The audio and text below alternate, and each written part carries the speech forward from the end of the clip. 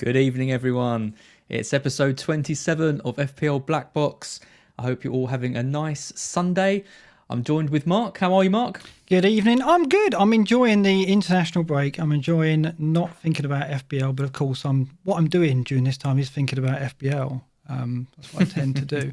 But yeah, it's quite nice having a break. Are you watching the internationals at all? No, I'm not. I listened to England, San Marino on the radio. I completely avoided it tonight, and it sounds like it was a rubbish match anyway. I'm just using it as a bit of time to recharge. It's been so relentless this season. It's quite nice to have a bit of a break. So yeah, I'm firmly in the rest and recharge camp. Yeah, no, me too. The qualifiers, I don't watch them until England are either struggling or it's a big qualifier, and I don't watch those. But it's quite nice having a break, and it's given us time to settle down and do a bit of a retrospective, this is what we'll do in tonight's episode. It's going to be a bit of a patchwork quilt. I think what I wanted to do in particular was seize upon all that talk of effective ownership, because you were full of it on Twitter, weren't you, after that game week? You and Luke were basically driving normally there's beef on the community, on the Twitter community, and it looked like it was going to be you were going to be the ringleader at one point, but it's calmed down a bit. I was now. very annoyed. Yeah, I was very annoyed with people. And yeah, I won't go into it now, but there's a lot of cowards out there. I learned from the community, and I don't like cowards. That's a big word. There you go. I'm wow. saying it. Okay. That's how I feel. Well, I'm glad you bought your game face for that, because we're gonna talk about effective ownership tonight. We're going to put the captaincy under some scrutiny. There was a lot of good threads about it over the break so far as well, and one thread in particular from FBL Swede. We're going to delve into those numbers, and not surprisingly, I've done a bit of homework. I thought what I'd do is look at I thought I'd do a bit of data study. Oh, first time for everything. I know, and so I thought I'd look at players who have got double figure scores this season. So those are obviously, when we're making our captain picks, these are the players we're looking for double figures, right? At least double figures.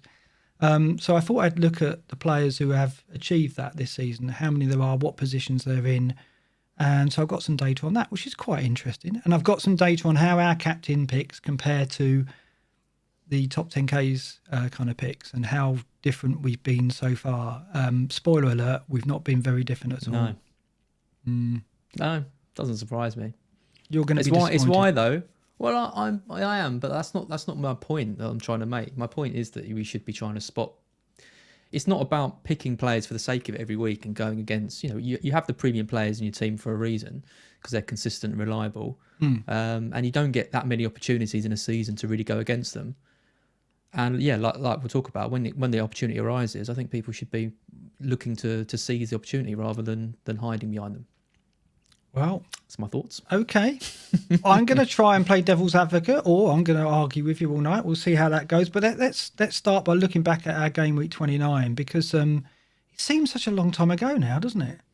It's almost hard to actually remember the events of it. But what I do remember it's not for me.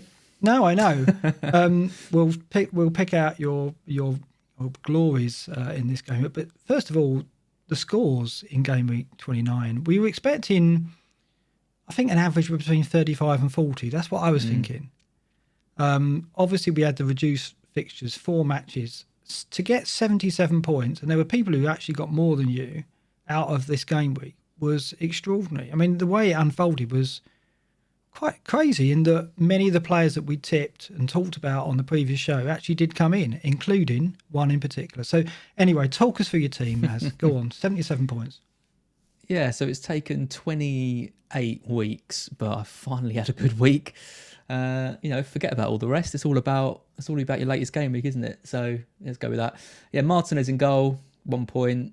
Target, 0 points. So obviously the Villa clean sheet didn't pay off. Dallas 2.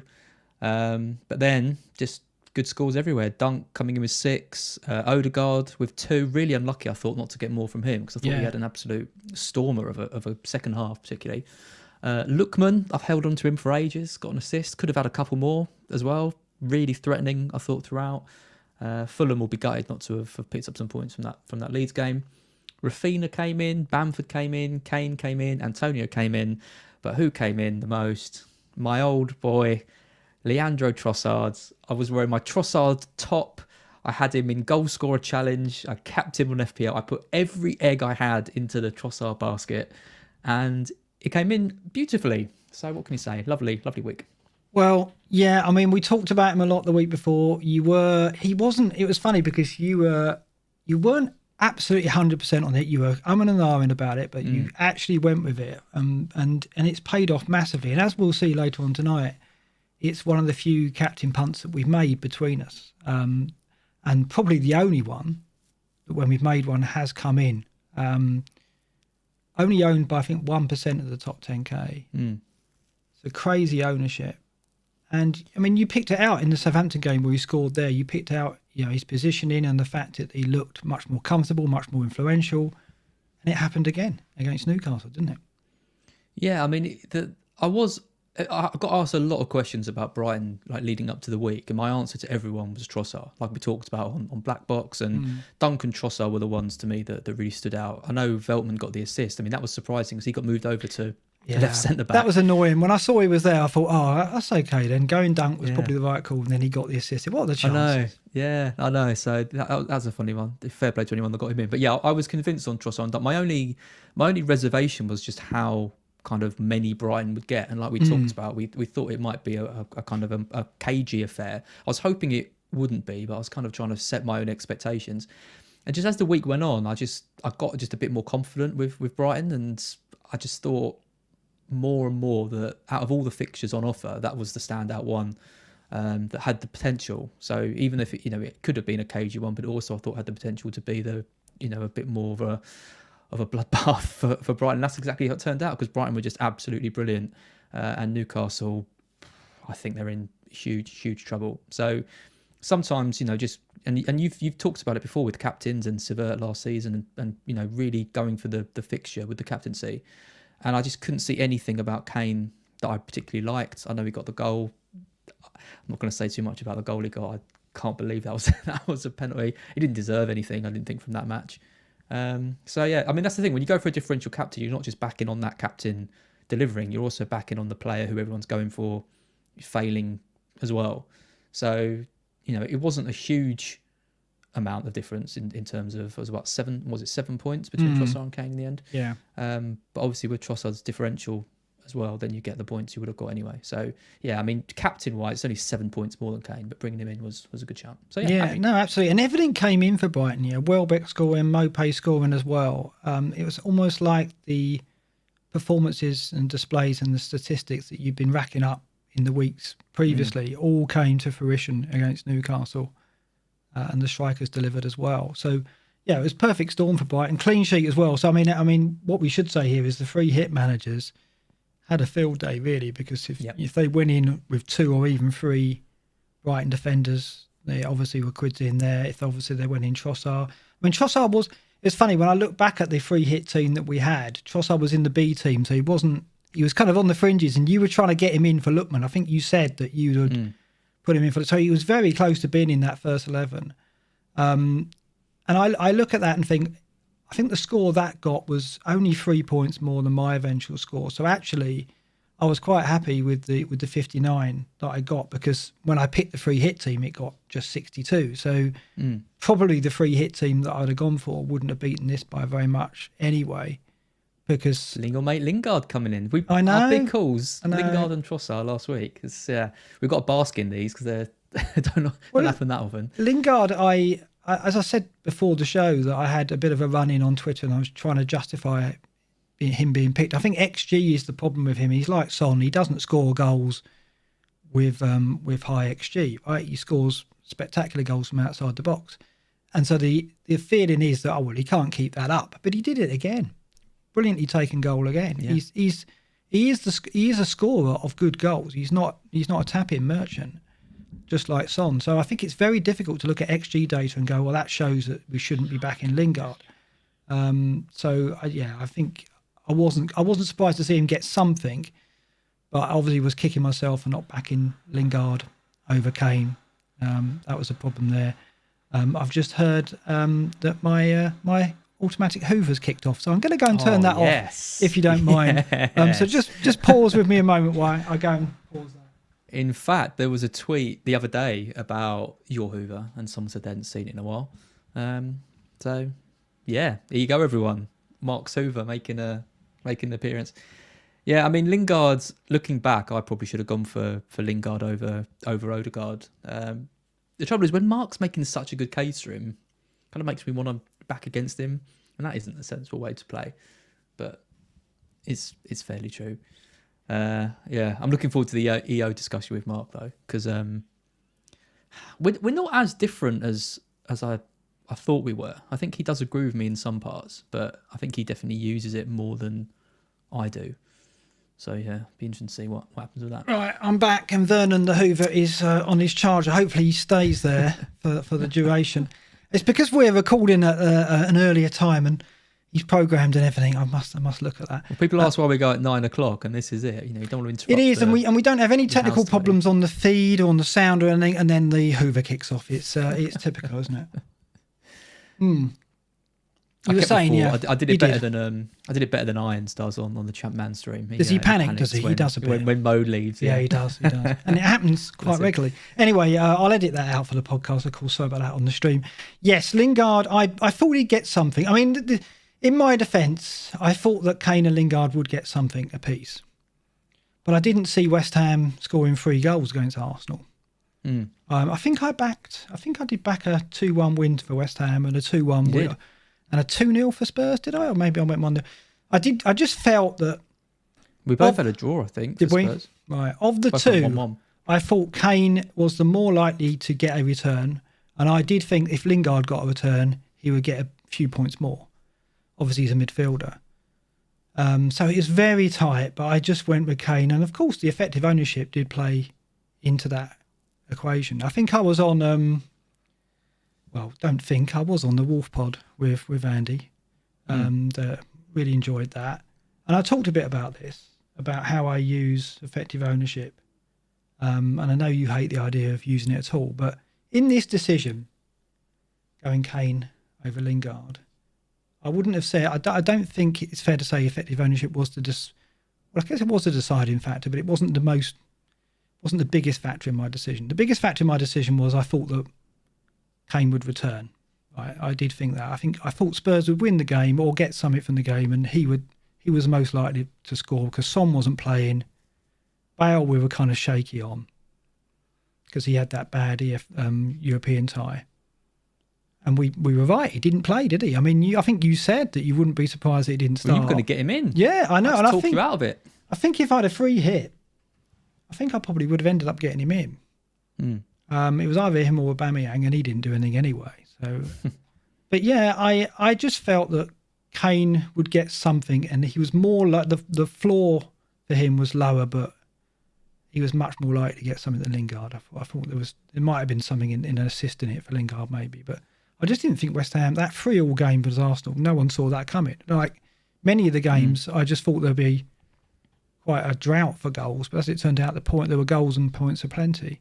So yeah, the effective ownership on Kane did play a part in that it swayed me towards him, which you found hard to deal with, didn't you? I mean, there's two arguments there, right? The first one is you went for Kane because you thought he'd get something, right? And you thought about his floor being low, and he gets on the penalties and the free kicks, all of that stuff. I've got no problem with that. I've got no people that pick Kane because they were looking at their team and seeing like the likes of Trossard and Lingard and these types of players and not being fully convinced on them. So anyone saying that I'm saying this with hindsight is wrong, because that isn't the point I'm trying to make. The point I'm trying to make is that there was a lot of stuff about Kane, I thought, this week that went against him. So the Europe, the 2 defeats against Arsenal and in Europe, no Son, making them a worse team overall. All of these factors, and that was why I didn't really see him in that kind of top level bracket this week for captain. I thought there's at least other options I could consider. Now, there's people on Twitter who said that they felt that way too, but they didn't pick him because they were worried about a potential haul affecting their rank. And I just can't understand they did pick him. They picked him because they were worried that if they didn't pick him, they'd have massive rank losses. And I just think that is such a like a boring and cowardly way. I would say cowards again, because this game, if you're ever going to reach the top echelons of the game, and this is the point that Luke was making, if you want to be hit going into the top 100, 200, you've got to back yourself, right? And you've got to back your decisions. What is the point of watching all this football, looking at all these stats, watching these games, understanding these players and like the fundamentals of players? You know, we're a small community. We spend a hell of a lot of time on this game. And like making a decision just because you're worried about what other people are doing, it just absolutely baffles me, because it's all about trying to find an advantage. And when I think about all the best moments I've had in FPL over the years, all of those best moments have been trying to find an advantage that other people aren't doing. And this isn't saying like just getting Trossard and captain him every week, or getting a 0% ownership and don't look at the premiums, all that kind of stuff, because that's rubbish. I know that you have to have those players in because they're consistent and reliable, but at the same time, if you see there's an opportunity to do something different to other people, I think effective ownership is useful to say, well, everyone's going to be flocking to Kane, I'm not convinced on it, and I'm going to roll the dice on something else. It's a calculated gamble. And I was just really annoyed that so many people admitted that they only went for Kane because of his ownership. It just really saddened me. Yeah, but I wonder whether how many of those people are kind of in a similar camp to me, in that it wasn't the be and all end all behind the decision. But I mean, because at the end of the day, Kane is probably at the moment the most reliable heavy hitter there is. Right? I would say, because Salah's not in the equation. Fernandes, I guess, right? Him and Fernandes. If you were going to back a heavy hitter to get you points in any game week, it'd be Kane or Fernandes at the moment, right? So I think it takes a lot to get that out of your head, to reprogram that thinking. So when you always look at Kane in any fixture, you always think, oh, he's probably going to get a goal. He'll find a way of getting something, won't he? And I think that was more prominent in people's heads than they're admitting. If you did see people go, no, it was down to effective ownership and that was what did it, I think that was only half the story. It's the fear of a haul, because I think you talk about Kane as a reliable option. I mean, you take away that 19 points he got against Palace. Oh, yeah. His returns have been fairly unspectacular for a while now. I mean, he's had, again, take away that game. He's I can tell you how many double-figure returns he's got later on, but yeah, no, I get your point. But yeah, he seems, Spurs aren't a team that they were early in the season. They're not scoring kind of bucket load of goals. So I can understand it from a kind of a safety point of view. And someone's mentioned in the chat, the EO game is for those who want consistent ranks. It's not for maximising your score. And we've talked about captaincy before. Captaincy is a tricky one to get right. And I'll tell you what, I listened to your chat with Mode on the Wolfpack pod, and I actually really liked something that Mode said, which really struck me, which was talking about different strategies and how lots of people only take a snapshot of a strategy and put that in effect. So a good example of that is, you go for a differential captain one week, it doesn't pay off, and then you think, okay, well, it will never pay off again. I'm not going to do that anymore. And I've been guilty of that, because the times when I've rolled the dice, which are rare, like I rarely go for a non-premium asset. I'm not saying that I do, and you got the stat. I'm not going to try to, because I know you've got the stats to say that I don't. But when I do, it doesn't always tend to go that well. Like I've captained Lingard before, I've captained Richarlison before. When they've been like 6 million, 7 million players, and it's a lot more difficult to predict a return. But that doesn't mean that strategy is not the one to do in certain situations, just because you've got examples of it not working for you. So yeah, I just think each week needs to be judged kind of separately from the other, and I just think there was a lot of reason to try to go for it this week, and it didn't. And it's not about the results, it's not about the points, it's not about the outcome at all. It's just purely about the decision making. And I was just surprised that his EO in the FPL community, bearing in mind we've all got all this knowledge and research and stuff, ended up coming down. I think it did to a large amount of it. I just found it really surprising. Well, my problem with the whole discussion that came after the game week was it followed a game week where there was only 4 fixtures. So that inflated Kane's EO in the first place, right? Definitely. And my take on it was also that, I thought Kane would get something. And to not go Kane, you've got to be convinced quite strongly in an alternative, I think. I think I'm all for taking punts with the captaincy. I've done it a few times this season. I did it right at the end of last season. I went Pulisic in game week 38 because I thought, well, let's roll the dice. I might as well try and finish in the top 100k. And I ended up dropping about 40,000 in that final week. So I went Pulisic and he blanked, I think. So I like doing it. But you've got to feel right. You've got to feel that it's the right decision for you. And that's the most important thing for me, right? Regardless of what factors feed into the decision, when you're making a decision, you've got to go, I'm happy with that. I'm happy to own that decision. If it goes wrong, I'm not going to look outside and go, I blame that opinion, I blame that feed, I blame that podcast, I blame that stat I saw on Twitter. None of that. If it goes wrong, I take the blame because I own it, right? So in this game week, you had to be totally happy with captaining Trossard, who is a player who plays for a team who, let's face it, have disappointed when they've looked good in matches, and Lingard, who some people don't, I mean, I had faith in him, but some people didn't. So I don't know if the alternatives were strong enough to turn much of that 176% ownership that he had, effective ownership that Kane had, around. So I think it's a very difficult game week to judge FPL managers in. I think it's a microcosm of a normal game week, isn't it? I completely agree. If you look at it from the results perspective and all that argument, I get it. It was the kind of you talk about owning the decision.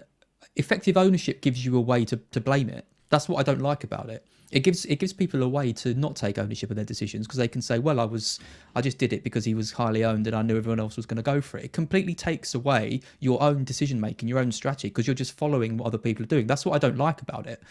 And that's what kind of annoyed me a bit. I mean, there's people in the chat saying that if I was top 10k, I would have made a different decision. And I don't. That's not true. Like, that's not how I play the game. That's not how I want to play the game. I want to play the game by making my own decisions. Where you are in the rankings, I mean, it differs for different people, doesn't it? I mean, some people would take a top 50k finish every year, and not push on for the top 1k or whatever. I mean, when I was in the top 1k, I was pushing for the top 100 because you always want to go high. I always want to go higher. If I'm in the top 10k at this stage, I don't want to settle for the top 10k. I want to go into the top 1k.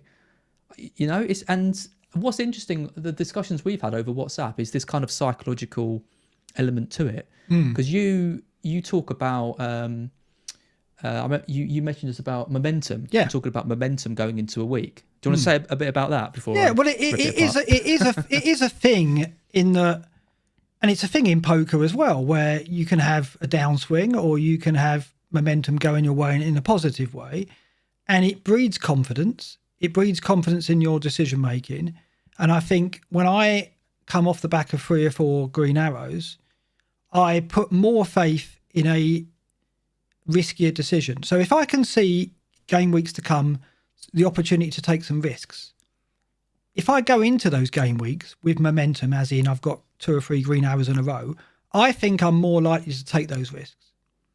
If I go into some potential going, and I'll show you later on, there's some risks, potential punts coming up. If I'm going into them off the back of a couple of red arrows, I'm more likely to be more conservative, I think, because I lose confidence in my decision-making process. It's a natural thing, human psychology. If you're feeling positive, you're going to be a bit more confident and you feel stronger and you feel like, okay, I'm going to go for this. If you're feeling negative because you've had some bad experiences, that could be bad luck, or it could be that you're going, I've actually made a couple of bad decisions. You're going to maybe make decisions which are a bit more kind of safer and a bit more kind of, you think, more logical. Now, that is, I think, just human. So, as I said, it is a thing in poker. It's the same kind of thing in that it's not a good thing necessarily because you're bringing emotion into it. And when you're up and you've got positive momentum, sometimes you're making mistakes and getting away with it. It's worse when you've got negative momentum in poker, obviously, because then you start, not taking any risks and playing well. The poker analogy is good, but the argument would be, and I think this applies with this, considering this is FPL BlackBox and we're supposed to look at this kind of decision making, that's faulty decision making in poker, right? The cards and the logic and the when you should bet and how much you should bet isn't dictated by momentum. No, it doesn't change. No, I agree. Your decision making, it doesn't matter if you're feeling confident or not. it doesn't matter. That doesn't determine how many points Salah's going to get or how many points Kane's get. So really, there's two ways of looking at it. One way is this game's fun, right? We're not playing it for money. It's not like we're in the World Series of poker. We're not playing for millions of pounds. Good job. There's less of a risk unless you're playing Sky and you're playing for 250k or unless you're Fergie, who's top of the Sun dream team. Well, yeah, exactly. Yeah, then you've probably got to. I wouldn't be sleeping if I was him, but yeah. But like the psychology thing, I mean, it's important to kind of know that you're doing that, but also, is it the right way of playing? If you've got these, regardless of whether you're feeling confident or not, you've got the same information available to you. You've got the same stats. We're going to be talking the same way. We're going to be making these things. It's interesting that decisions can change just depending on how well things have gone in the past. And is that necessarily the smartest way for us to play this game if we're trying to get better at it? Shouldn't that kind of psychology? Shouldn't we be looking to tame that psychology a bit more? Yeah, I'm not denying that. I think the first step to doing that though is recognising that it's a thing, because I know that I feel more confident after a series of green arrows than I do after a series of red arrows, right? And I pointed to the fact that I heard General on his podcast after I think 3 or 4 red arrows say he needs to steady the ship, and you hear things like that, and you just think, well, that surely translates to the fact that when you're making decisions now, you're not going to go with something which you perceive as a riskier decision. You'll probably come down a bit with the risk taking, I presume, right? And because that's how I would read it as well. I don't know. I don't know if I would ever acknowledge that I'm steadying the ship, but I think I would probably make some decisions that are a bit more contained. And I'm aware of that, and I know it's not a good thing. I know it's not. I know what you're saying. I know what you're saying. It's the illusion that we're in control. We're playing a game. Poker, you've got some sense of control. You can control the bets you make. You can control. You can try and psych people out. You can do some stuff. You can't do any of that in FPL. You're working with information that's completely outside of your control. So talking about steadying the ship is nonsense, I think. And I don't agree with General's opinion of that. I think what the point Luke was trying to make is, and what I agree with, is that talking about steadying the ship, talking about getting a good rank and stuff, that is where the FPL community has shifted now a lot to when I started playing, it was fun and people backed themselves more than they do now. And this is the argument that we were having. And this is why it's not just about the week that's just gone. People would be happier now with a 10k finish rather than pushing on for the 1k, I think, generally, or to finish in the top 1k, to the point in which when people do things differently, when they back alternative captains, when they bring in players who don't fit the kind of template, there is so much more abuse that they get on the forum, on Twitter, people saying they're idiots, people saying they're going to fail, people saying what you're doing, rather than being more supportive. Not supportive in the way of saying, oh, that's really great, good for you, you're being really brave, but in the sense that I really like the way this guy's playing, he's going for it, and that kind of safety, it is all over Twitter and all over Scout, this kind of idea that we have to play safe and sensible so we can get a decent finish. Rank history is so important, where you finish every season, whereas the people who finish quite low down in the rankings, like Luke's a great example. Luke is a manager, an FPL manager who I respect a lot. His opinions have a massive sway for me because I like the way he plays the game. I don't care where he finishes. He can finish bottom million every year because I think he's got probably the best chance of winning it out of anyone I know on Twitter. Because if he gets those decisions right, he's going to be world number one day. And it's just waiting for that to happen. So yeah, that's my point. I just think there's different ways of playing the game, and just where you finish every year, playing safe, that's fine if you want to do it that way, but not everyone does. Yeah, but that's what you're presuming there, that a risk-taking strategy and one that is overwhelmingly a risk-taking strategy, which is what Luke does, is the perfect formula to win it. And I don't think it is. It's a balance. Really? No, it's a balance of two. It's got to be.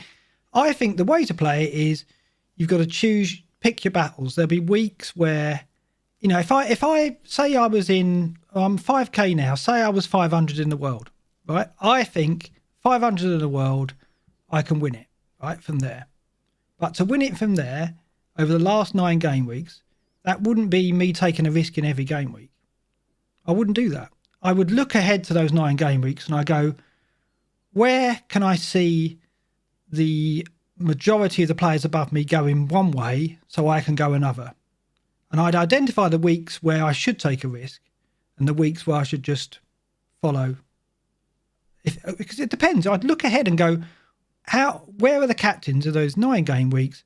And I would look where I'm most confident about taking a punt. I wouldn't go punt in every single one. But how often? So I would say, in terms of like that strategy and in terms of like the best managers around, I'd say Simon March is the exception, because he is good at FPL. He's won it and he's continued to do well since. Yeah. But how often do we see someone in the FPL community who hasn't joined this season that doing well come in the top 10 or top 20? What, you mean like playing that way? The people who consistently come first or around the top 10 are the people that have finished millions in the world, don't know what they're doing, and just get loads and loads of luck. But they don't go template. They get the players in before they go template, because that's the only way you're going to get ahead. If you just pick the same players as everyone else, you're not going to be first in the world. They get in players before. And whether that is done through a calculated, I've identified this player, I'm bringing him in, which I don't think it is a lot of the time, but they have. And a good example of that is this season. The people who were in the top 10 had Kane and Son early doors. They weren't put off by that Everton loss. They kept them. They rode that out. Points galore. That isn't playing sensibly and reliably and stuff. That is getting a hell of a lot of luck and also doing things differently to the crowd, I would argue. Yeah, at times they have to do that. I totally agree with that. But I don't think it's 100% one strategy. I don't buy this, like, because Late Riser says you've got to have your style and stick to it. I don't necessarily think that's true, right? Because his style is one way, upside chasing. He's been successful in some seasons, right? No doubt about that. Look at his ranks, incredible ranks, right? But other seasons, that's not going to work necessarily. It depends on what the season gives you. I think you've got to play what's in front of you, right? And you've got to adapt your strategy to what you've got. There have been seasons like the Mahrez Vardy season, which is like a complete freak, like the Kane season. And so I just think you've got to adapt. I don't think you can go, right, this is how I'm going to play forever as an FPL manager. No, I'm not saying that. I'm not saying that you need to play anyway. You obviously, well, firstly, you can play whatever you want. I don't care. Secondly, your goals are different. Some people want to finish consistently well each year. I mean, look at Joe. I mean, Joe has never finished outside the top 100k. No. I mean, I look at that record and I think that's absolutely like incredible, and a lot of people would kill for that. But he hasn't really challenged for like I don't think he's ever been in the top K, or maybe he has been once. So yeah, I'm not saying that. I'm just saying I think there's much of a chance of someone playing like us doing that way to get into the top 1k as there is someone going absolutely wild and taking punts and just getting. And just hitting I'm not saying that a risky strategy can't win it. I'm just saying that I don't think you can commit to one strategy or another and go, well, that's what I think you've got. My point is, the way I play, I look at the season and I go, where can I take my risks? I like to take risks. I want to play like that. But there are some weeks, and I don't know what it is, and maybe this is my downfall, maybe this is why I'll never win it, is that I like to pick my battles, that's all. And in a game week where I only had 7 players, that wasn't a week I felt confident in picking either Lingard or Rafinha. I wasn't convinced enough by those 2 players. I didn't have Trossard, so I couldn't get him in, so I wasn't going to spend another 4 points. So that wasn't an option for me. So it was either Lingard or Rafinha. I looked at those 2. I was like, yeah, they could definitely get something, but Kane, I think, is more certain to get something. I'll go with Kane. And then I looked at the ownership and it was like, yeah, that makes sense. I don't have it. Apart from the ownership bit, the first bit of that, I don't have any problem with. What I do have a problem with is that when you go on Twitter and you post your team, and someone's saying Trossard, that was really ridiculous, or you're an idiot for. Well, Andy did that. Did you see Andy's post about FPL? I think as has been hacked. Yeah.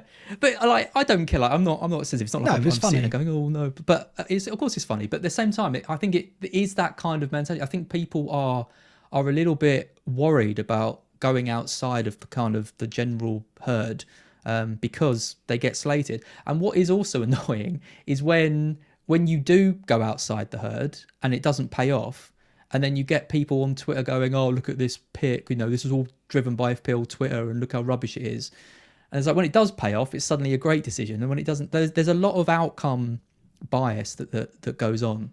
And that isn't the kind of discussion that I want. The discussion I want is much more about strategy and much more about the way you play. And I think there's obviously different ways of playing. But I felt a lot of pressure, I think, particularly this season, to like do things the same way as everyone else. Like going for Mahrez over De Bruyne was a perfect example. Got absolutely slammed for that. Didn't pay off.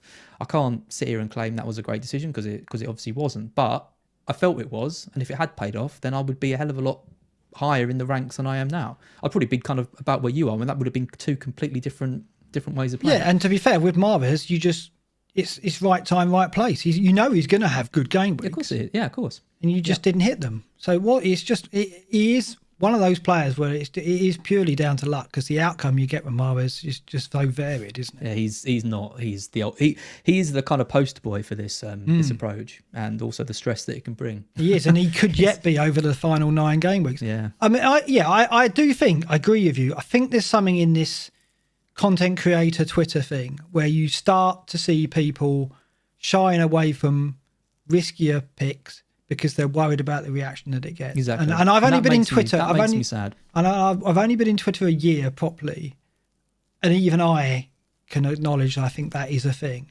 I don't think it's a thing that's getting to me yet. I'd like to, maybe it has though. I don't know. But I've got to look at this because this is my first year where I've been fully engaged with Twitter, and I'm having a good season. So, on the face of it, it's not affected me. But when I look back on my season, and perhaps some decisions like this one where I could have gone Lingard and got up further in the ranks, maybe it has played on my mind. But also, this is the thing, perfectly valid strategies or decisions don't pay off. And then people are doing what Mode said and taking that as a snapshot, and then not doing it again and thinking, well, if it didn't work this time, it's not going to work next time. And again, it's that kind of psychology. This is the problem I find with EO, and it's a problem I find with Twitter and all that stuff, is it feeds into this kind of negative psychology where you doubt your own decisions off the back of something. And that is a way I never want to play FPL. I never want to doubt my own ability to make decisions based on what I think is the advantages and the stats, because otherwise I'll just play the same as everyone else and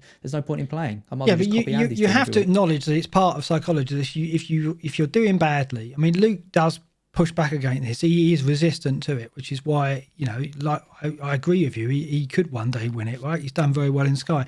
He doesn't worry about how bad he's doing. He'll carry on playing the same way. But it is quite hard to do that. And I think if you're in the public eye, and if you think that your rank matters to your status in the community, and I think that is the case, that's what's happened, right? We've created this bubble where actually your rank does kind of matter, right? And so it must play on people's minds, right? It probably does play on my mind. I think it'll take a few more seasons once I'm now in this Twitter community to just figure out how much it plays on my mind. But I think it is a thing, yeah.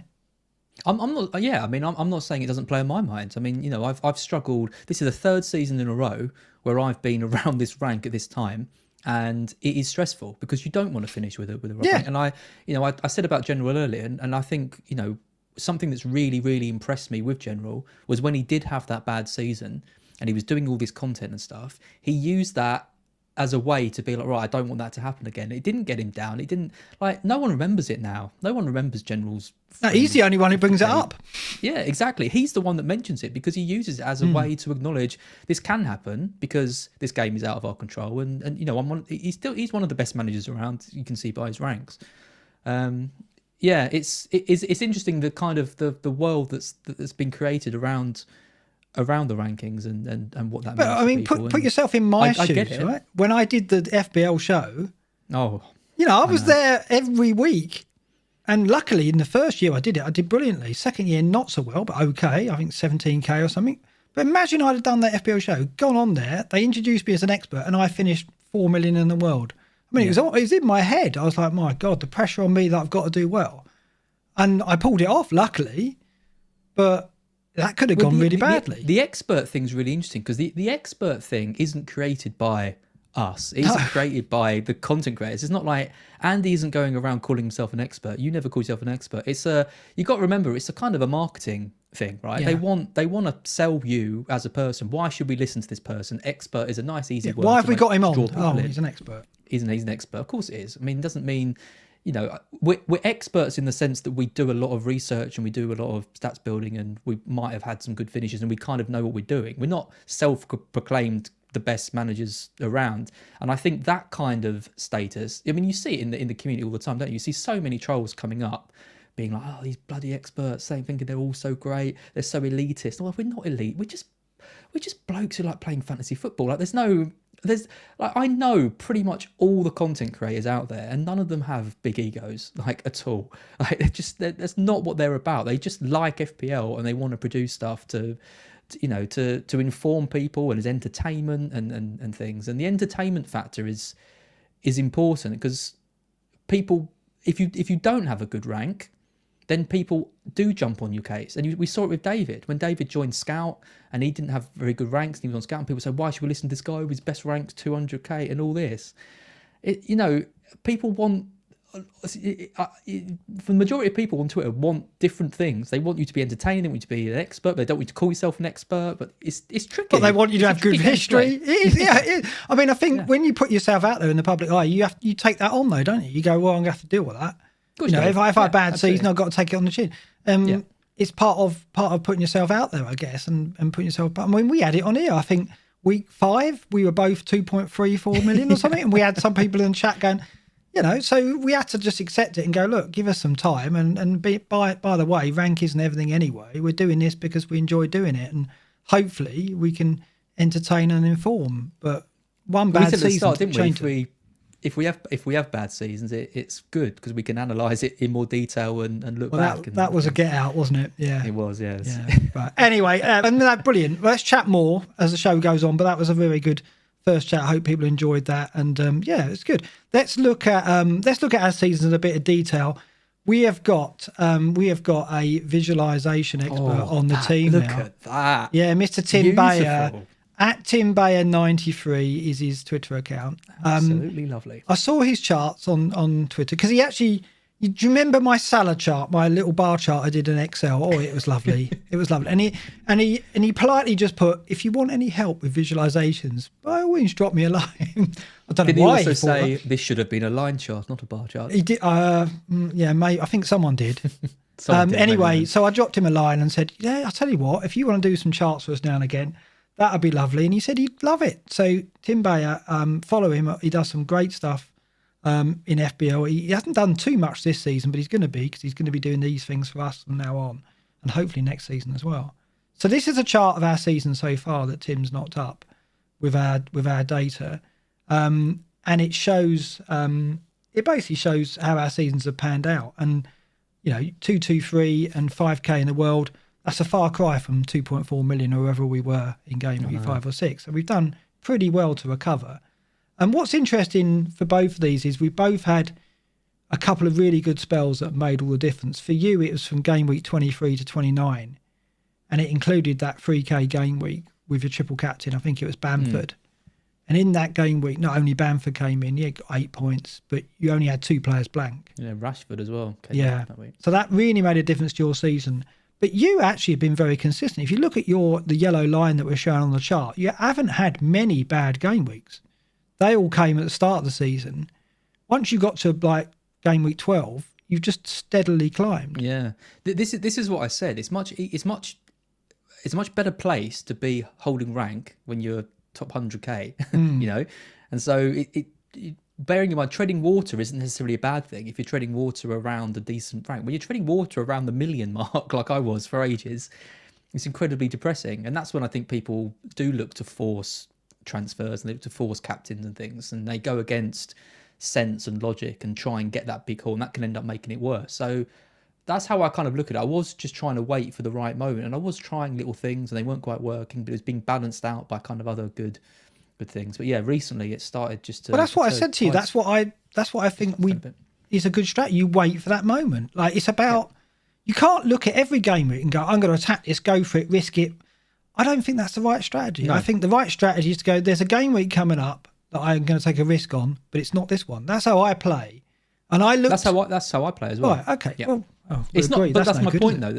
My point is that I could, if you don't play that way, if for the people that do look at Kane and think he's 180% owned, I'm going to back against him anyway. I don't care that he's playing Crystal Palace at home, and he's just called back-to-back hat-tricks. Like, I don't care about that. I can see his EO's massively high and I'm going against it because if he does blank, I'm going to get a bigger rank gain than anyone else. I'm banking on that happening. It's not how I want to play it, but to me, that's just as decent as a way of playing than someone who looks at EO and says, I'm going to back Kane just because he's 108% owned, even if hasn't played in Europe. He's played in Europe. He's off form. He's no son, all that kind of stuff. It's not using decision. Neither of them are using decision making. They're both just doing something for the sake of it, right? And that's the thing I have a problem with. Our approach, it feels like we're in control and we're making decisions based on evidence and stats.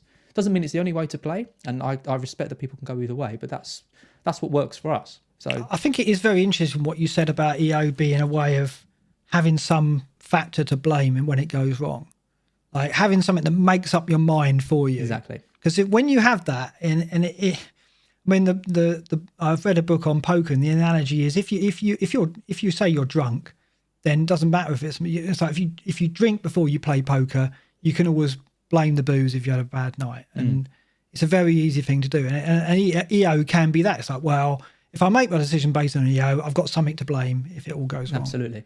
And it's not I'm not besmirched in any way. It's not a judgment on my decision making because I made my decision because of that. And it can be a cop-out. I don't know if players do play like that. I mean, you're saying you've seen people come out. Do. Really? They do. And I mean, I posted that poll, and that was people talking about, you talked about that on the pod. Three options: using effective ownership to play safe, to go against the grain, or just discarding it. 50% of people admit that they use EO to play the game in a safer way. But again, so you made that poll in the week after this game week, and I think that's why it could be. Do it again in a few more weeks and see. I will do it. I mean, you've got to strike when the iron's hot, though, right? You've got to bring these issues up in a week like this. There's no point in talking a decision about EO in a week where Salah's banged a hat trick and he's 180% owned. No one's going to be like, well, obviously, you've got to balance it out a little bit. There's been other opportunities to do it this season, but this is the peak week to do it because invited a conversation, and there was context. Yeah, there was, and I think we just need to keep it going. I think it's a really interesting topic and a conversation, and I the angle you've touched on tonight, which is, is there fear in people's game because of that credibility thing about rank now? I think there's something in that as well. Definitely think there is, and when I talk about the poll results, I don't think were reflective of the game week. The poll results are much more reflective of people's general attitudes towards fearing a haul rather than seeing it as an advantage to capitalise on. Yeah, and that's what surprises me. And you are sampling the Twitter community, and it's a Twitter community which is perhaps more guilty of that than any other section of FPL managers. Maybe. Yeah. I'm not making that statement, but maybe. Well, they're more aware, right? Effective, if I ask my group of friends from uni who, if they know what effective ownership is before this season, none of them would have had a clue. Now a lot of them do know it because they've got more involved in it. They're listening to podcasts, might be listening to this right now. The more engagement you have with the game, the more you understand these kind of things, and it's interesting.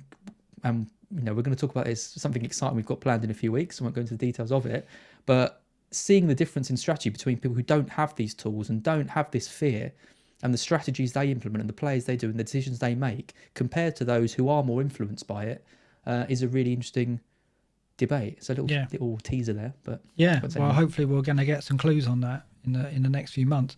I'm just talking about my season because what's interesting here is my turning point was in game weeks 18 to 20 when I had that big jump there, 173,000 places, and that was because the two chips that I played, the free hit and the bench boost. It followed a really bad week after the wildcard. And it's interesting what I said about, I need confidence to make some bold decisions. Because look at that game week I had after my wildcard. Absolutely disastrous. And yet I immediately recovered. And it's almost like, well, even though I had a bad game week after the wildcard, I was convinced that the wildcard was right and I'd set myself up for the bench boost. And the difference was in game week 20, I had a couple of differentials. I had Rafinha early, who got double figures at Newcastle. And I had Trent, who got that double-figure return against Spurs. I don't know if you remember that evening. Yeah. What did you message me? Well, I messaged you about that the other night. I sometimes, like PTSD, like the army people used to get. Sometimes I'll just wake up in the night in cold sweat, just remembering that night we had. And I messaged you the other day saying I've just had another memory about the Trent thing, and you said to me it's one of your favourite ever FPL moments. Yeah, I can't lie. It's probably my highlight of the season so far. The moment you went out of the room went to get a drink, came back, and the player you just sold that game week had just scored, and I had him in my team. Yeah, absolutely. Those moments. No, those moments are golden, aren't they? Let's look at another chart that Tim's done, because I'm loving Tim's charts. This is interesting as well. This looks at how our game weeks are distributed in terms of our rank in the top 10%, top 20%, or whatever. And again, this shows that we've been pretty good in terms of consistency. In that, I've had 3 bad game weeks where I've ranked in the bottom 80%. You've had 3 as well in the bottom 75%. So we haven't had many disastrous game weeks. We've been pretty consistent there. I think the only difference between me and you is you've had more in that middle area, that around the 25 to 45% mark, whereas I've had more of a cluster at the top. The top ones, and you saw in the last side, the actual points between us, the average points. I think mine was 62 and yours was 67. Like, you wouldn't think that could make a difference. If I said to you, you're getting 67 points every week and I'm getting 62, I wouldn't expect that I was going to be 250k and you were going to be 6k, for example. But then you look at this, and it's about that difference, isn't it? In game weeks. I mean, that is a lot of top 10% game weeks for you. I mean, seven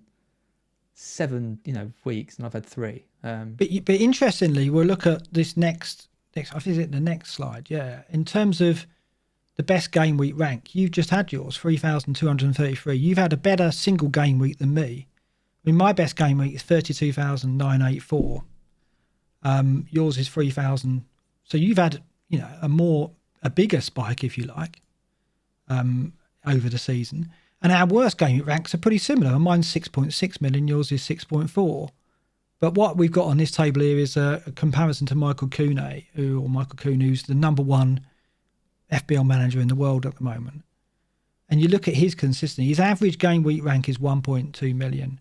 Mine's 1.69, or almost 1.7, and yours is 2 million. So it's consistency, isn't it? Because again, like, his best game week rank is not as good as mine, and definitely not as good as yours. His best game week rank is 41,574. So he hasn't had any spectacular game weeks. That is bizarre, isn't it? For the top player in the world to not have a game week in the top 40k is quite surprising. So that kind of shows if you had a game week rank every week of 1 million, you'd win it. Yeah, more or less. I mean, you'd have to have some above that, but that's what you're looking for. You're looking for that consistency rather than spectacular game weeks. And I've kind of had it, not enough to push where Michael is at the moment, but that's probably why I've had a better season than you. Not because I've had outstanding game weeks, but because I've had steady, consistent, decent game weeks in the top 30%. And you've had more around the 40 to 50 mark. So John Chappelle. Oh, he's just retracted his comment. I saw it, what? John. What was he saying? He was insulting my math, saying 5 points. So 67 for you, 62 for me. 5 points a week. It's 150 points over 30 weeks. Yeah, no, I get that. My point was more that is not much. When if you think about it, just week on week, 5 points. You think about all the decisions you make every week, and you might bench a clean sheet, and we get annoyed about it, but then we think, oh, it's only 5 points, only 6 points, whatever. But these things do add up, and that is it, isn't it? Having that consistency, getting that eking out an extra 3 or 4 points every week on what you might have had can have absolutely massive impacts on your rank. So yeah, I think that's really interesting. Another stat to bring out here between us and Michael, the top ranked manager, is that he's only made 27 transfers and only taken 4 hits all season, whereas we've made 38 for you, 35 for me. I've taken 36 points in hits. You've taken 48. That's a lot, isn't it? We have. But do you think the flip side of that is the kind of luck element? Like, if he's had the players in early, he hasn't needed to take hits because he's had in the players that we want anyway, right? Or like if he's making like the right moves every week, which is why he's number one. Yeah, it's possibly. It's not because he's not taking hits. It's because he's just getting it right every week. Like a lot of my hits, I'm taking out dud players who I've bought in and who just haven't performed. Whereas if I've got in the right players, I don't need to take the hits to get them out. So I think there's a little bit of a pinch of salt needed with that. Yeah, maybe. I mean, you look at his 2 things I picked out for him. Well, one, straight away, his immediate point gains from transfer is not as strong as mine, and only 1 point better than yours. So his transfers in the week he brings them in don't do any better than yours. and actually don't do as well as mine. So he isn't making, I mean, obviously long term, his transfers may well be outperforming better. The other stat that's interesting here is he's had 27 auto subs, whereas I've only had 12 and you've only had 13. So in other words, a lot. Yeah, so he's had 27 players come off the bench and they have scored him 87 points. That's quite a lot of points off the bench. Say it's not luck. Well, I didn't want to go. I mean, it's a bit harsh to say he's had luck, but he has had some, obviously, because 27 auto subs is quite a lot. I mean, that kind of means that but then he could be one of those managers who plays that silly game where they put their first choice players on the bench and deliberately. That's true. He could be one of those, couldn't he? I don't know what you call those managers, but I don't like them. And General started doing that on purpose just to wind me up. Yeah. So I've always had you down as a very jammy. Thanks. The jammy guy. That's good. Yeah. And Granville is, whenever you get any he bench definitely points, does. He's straight onto the chat to us, isn't he? He's like, Mark again, getting 10 points off. But I've had nearly double the auto sub points that you've had. Yeah, look, 33 points off 12 subs. Rubbish. Yeah. So I haven't had much luck off the bench. Yeah. But I mean, we've had 4 double-digit hauls benched. He's only had 3. Doesn't really show much, does it? Really? No. Double digits after the captain multipliers applied, 66. So he's had more double-digit returns than us, as you would expect for the top manager in the world. And it's interesting compared. I mean, we'll have a look at this again at the end of the season and see. If Michael wins it, we'll look back at his season in a lot more detail and see how big a factor some of these things were. But we're going to look at the captaincy in a lot of detail now. And Michael's on this table as well. So this is the season so far for captains. And straight away, what I want to pick out is the captaincy as a total percentage of points. There's no difference between me, you, Severt, who was, just so people know, Severt was the manager who had the highest captain points tally last season. So if you like, he was the best at picking captains last season. He has got 22.7% of his points from his captaincy this year. I've got 22.1, Az has got 22.9, and the number one in the world, Michael Kuhn, 22.8. So nothing between us. So basically, none of us have been overly reliant on the captaincy for our points. It's pretty even. What does that mean? I was trying to figure out what that means. Does that mean the captaincy isn't important as we think? Oh God, that's put me on the spot. Well, yeah, I guess so. Maybe. I mean, Michael's if he's had that many points coming off his bench, that definitely helps. Sorry, Michael. Yeah, I mean, the captaincy is important, though, isn't it? Yeah, it always has been. And you talk about those 5 points every week, and I think that is why a lot of people do end up going for these premium players and not trying to hit the outside picks, because if you've got a steady stream of 6 or 7 points every week from Salah, for example, you'd probably almost be quite happy with that. And it's why Cancelo ended up being someone that I looked at as captaincy, because he was just getting 6 points every week, and it was like, maybe that's good, especially when all the kind of heavy hitters are blanking. I don't know. What do you think? I'm sure the captaincy is important, so I don't know how much to. Maybe we're all just really good. Maybe that's really high. Yeah, I mean, if you look at his captain points before the double or triple effect is applied, he's got 232. You've got 205. I've got 212. That's not a massive difference. So, between me and him, he's only got 20 more points from his captains than me, really. He's got more than that because he's probably got his treble captain better than mine. He's got his triple captain better than mine. So he's ended up, after the multipliers, on 480. I'm 432. You're 418. Severt 424. So we're doing pretty well against Severt, who's having an okay season, but not spectacular in terms of the captaincy. But Michael clearly got his triple captain stronger than us to get 480. So just one other thing. I mean, it depends what you've got. I mean, he's got 60 points more than me from his captains. Yeah. Looking at that second column, he's over 200 points ahead of me. So that's not massive. I mean, a quarter of the points have been captain, but that's still a lot of other points that aren't. Yeah, that's what captaincy. It is. It's about, 22.8 is the percentage of his points that he's got from the captaincy. It's probably about right. Yeah, about the same. Yeah, so it's a 25% kind of impact on your total score, we would say, if we if we'd picked the exact same captains, he'd still be 140 points ahead of me, which is a lot still. So obviously the decisions he's making are right. I am a bit surprised by that. I thought that would be higher. I thought with someone world number 1, their captain points would be a lot higher than mine, like over 100 by this point. So did I. I don't know what his treble captain was. I should have looked that up. I think it was obviously quite strong. Another thing that I picked out here is if you'd have picked your vice captain instead of your captain, you wouldn't be better off, but you'd only be worse off by 8 points. So that basically means that every week, your choice between the captain and the vice captain is obviously pretty close. Do you feel that? Because this data suggests it has been.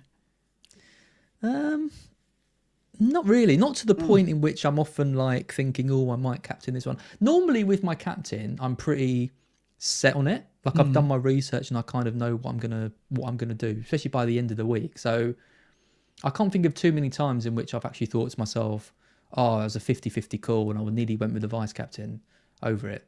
Because some of the time I go with the vice captain as kind of a bit of a safety thing as well, like not captaining 2 players from the same team, that kind of thing. So yeah, I mean, when you texted me originally, you told me that my vice captain was like double the points of my. Yeah, got that one. Like, oh no!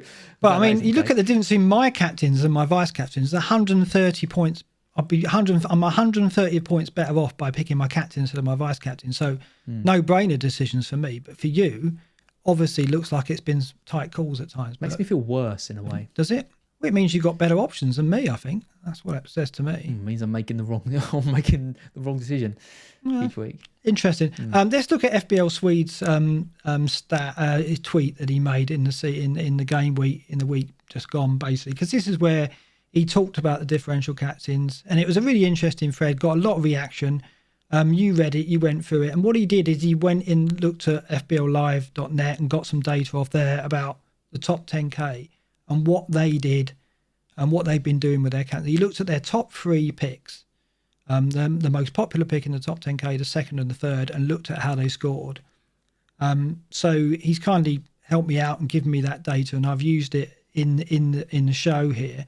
So I've got this captain score comparison here. This table shows the data that he gathered for the top 10k. This is their most popular pick each week from 1 to 29, and then I've compared that to our picks.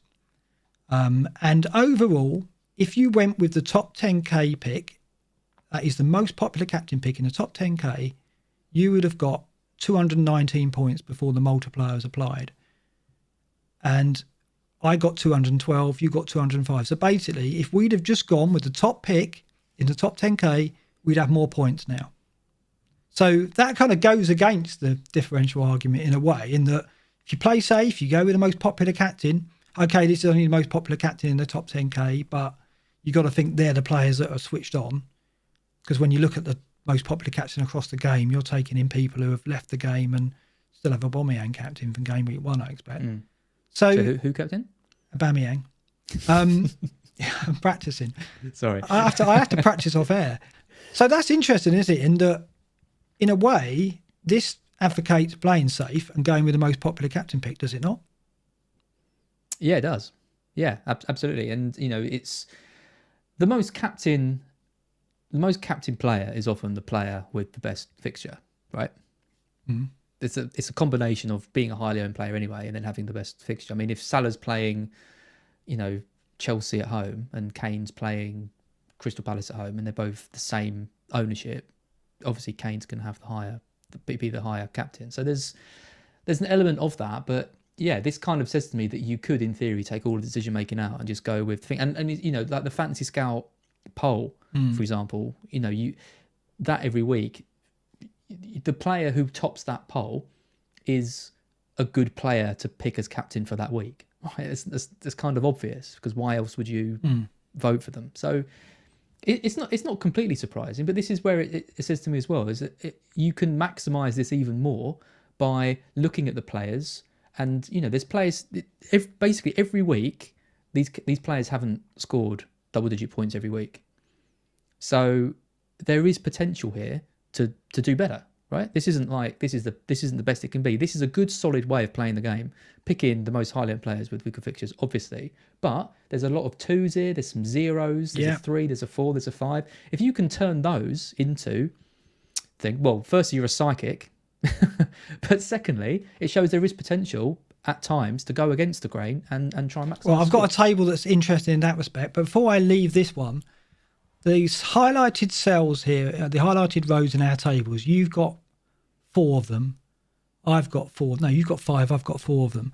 Those are the players that are not in the top 3 picks for that game week in the top 10K. So in other words, they're kind of differentials. They're players that the top 10K didn't pick as their either first pick, second pick or third pick. So they're kind of differentials.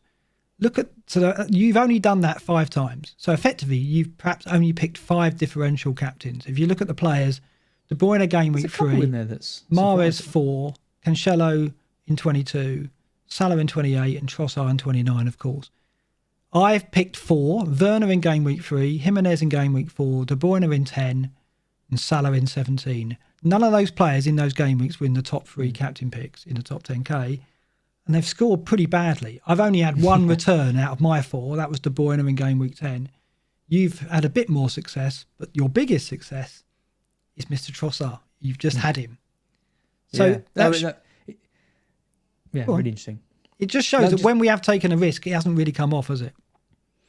Yeah, I think it's exactly what it shows. I mean, I've even got a couple more in there who I'm surprised. Like Antonio in 23. I'm surprised he was in the top 3. He was the third most popular pick in the top 10K, Yeah, Vardy in game week 10. These are players who I saw as being slightly different, but obviously weren't because they weren't in the top 3, but they were at the time. I'm surprised to see De Bruyne there in game week 3. There must have been stronger options. I mean, Vardy in game week 10 was the most popular pick in the top 10K, 21%, yeah. Yeah, right, yeah. Well, there you go. That's the thing, isn't it? I think that's the difference between maybe the community that we have and then kind of what's happening kind of in the game. Because I remember that week was the week everyone was flocking to De Bruyne. And I actually went the other way. I got in Mahrez and Vardy that week. And it was a bit different to kind of what people were doing. But actually, I was just bringing in the highly owned captain that week. So, yeah. And that was the week that me and you split apart because we were neck and neck until then. I went De Bruyne, I captained him 2 weeks running and he got 24 points. And your captain's only got you 9. And from that point on, we went our separate ways a bit. So that we've said before about that being a key decision. This table here, this is effectively what FPL Suite did here, was he looked at those captains that had at least 1% ownership, 1% captaincy backing in the top 10K and picked the highest scoring player. So this effectively is the best you could do, the best captain picks you could do in terms of players that gained at least 1% backing. This is nice. This is a and nice chart. if you picked them, you would have got 375 points. So that's nearly double the tally. I think it was 219 on the previous table to 3. So massive gap. So this highlights, and you can see the rank that they got there. And there's only a few that were actually the most popular pick. So it shows, and if you look at the names, Salah, Kane, Calvert-Lewin, Kane, Son, Salah, Kane. None of these players are differential players, are they? Look at them. I mean, they're all players that you would pick. I can't look at... Trossard's the only player there who I would say is a differential in game week 29. What are you counting? You're counting how many times Fernandes so is... 16 out of 29 of those had a captain of less than 10%. Yeah. Which is quite high if you want to present the alternative way of looking at it. But your point is that they are all heavy hitting players. Yeah. And that is why I'm not going to sit here and advocate that we should all captain Trossard every week, because that isn't, in my mind, the sensible way. And I don't think that is what Luke would say either, because Luke talks about insurance, and you talk about a player like Kane. Kane can have an awful game, and then he can stick in a penalty like he did. And often, you look at these players, you look at Vardy, Kane, Fernandes, Salah, De Bruyne, they've all got that fallback of free kicks, often penalties, often, and they just eke out these points when they're not even playing particularly well. So again, I think that's another key thing. They're players not only playing for the top teams, which they are, because there's very few players on here which are playing for teams outside the top 6, But there are also players who have got that fallback of those set pieces. You know, the only player on this list that I haven't owned at some point in the season is Vardy. And for you, have you owned them all at one point? I think you have, haven't you? I have Sterling. owned them all. Yep. Have you owned Sterling? Yeah, we got him for the missed penalty, didn't we? Right. So you've owned every single one of those players at some point this season. I have owned every one of them. So this basically says to me, it's not about the player. You don't have to be clever and try and find this outlier, this amazing player that no one else has signed. Just don't pick the most popular captain necessarily. You know, pick the third or fourth most popular. So it's a heavy hitter, but maybe not the most obvious choice in that game week. Yeah, that's what this shows me. And the other thing is, don't forget, like, you've got the player. If you're going against Kane, you've got Kane. Like, you're not going to be absolutely crippled. Like, what's the best case scenario for Kane, or the worst case scenario if you haven't captured him? 20 points, hat trick. You've got him. You've got those 20 points. But if you go against him and he does blank and you have those points, then the gain is also, and it's not really it's a difficult point, because it's a bit like my triple captain argument, in the sense that people think you need to back against a highly owned player for the triple captainship, and I think that's nonsense, because that's all about the points. And it is similar with the captaincy, because obviously if you've got that player in and you captain him, you would have got those points anyway if you didn't captain or half of them. Yeah, like I would have got. I don't want to get into that again, but we're not getting into that. Not on a Sunday night. No. So you got to be a bit kind of, if you're looking at that argument, you've got to think of it that way. But that is it. I think people are worried that they're going to lose. You know, Kane bangs and you're going to lose 40 points. You're not going to lose 40 points. You're going to lose 20 points because you have already got that player in play, and you've got to think. People are too worried about thinking about what could happen in a bad way rather than thinking about what could happen in a good way and affect their rank. Yeah, I think I'm right in saying only one striker has got more than 20 points in a single game week this season, and it is Kane, 21 at Southampton. So he's only done it once this season. And we're going to look at that now. This is effectively what I did, the Halls of Fame. Do you like this? Nice pun. What I did is I looked at every double figure return, nice. Every double figure return that a player has gained this season. And then I started looking at, first of all, lots of data, but this is the first table.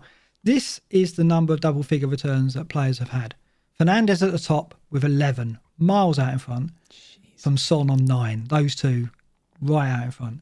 Gundogan 6, Kane 6, Martinez 6, the goalkeeper. Vardy 6, De Bruyne 5. I'm not going to go all the way down the list. What's interesting here, Trossard's got 4 double figure returns. Now that's quite interesting, because and Mount has as well. Maddison has. These are players that I've kind of, I was surprised. Yeah, exactly. More than Calvert-Lewin, yeah.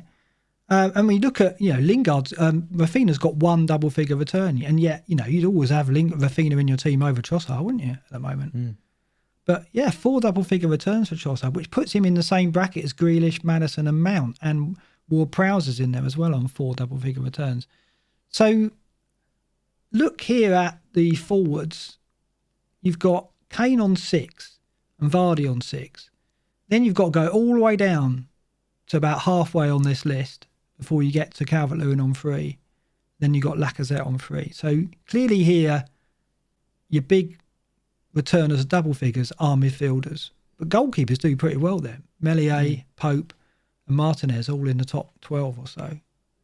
Any names there that surprises you?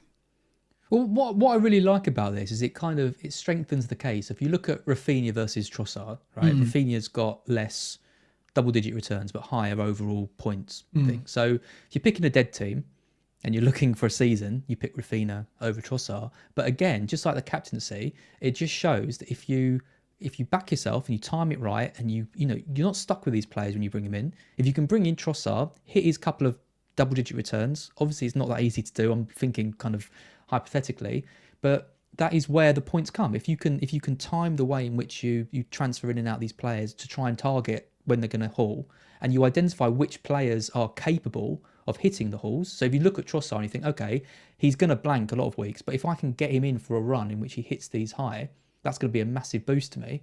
Then that is a similar argument to the captaincy argument, because it's all about maximising it from timing the ways in which you make your decisions.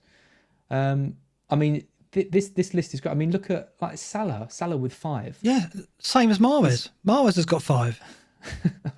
Mahrez is a nightmare, and I think that's what puts a lot of people off Trossard as well, because he's a nightmare as well, because he could go on a run of 10 blanks and then smash into it's the peaks, isn't it? It's the peaks. Massive peaks. I mean, it's interesting because this is important, because we have to build. I often talk about the profile that a player has, and I have profiles.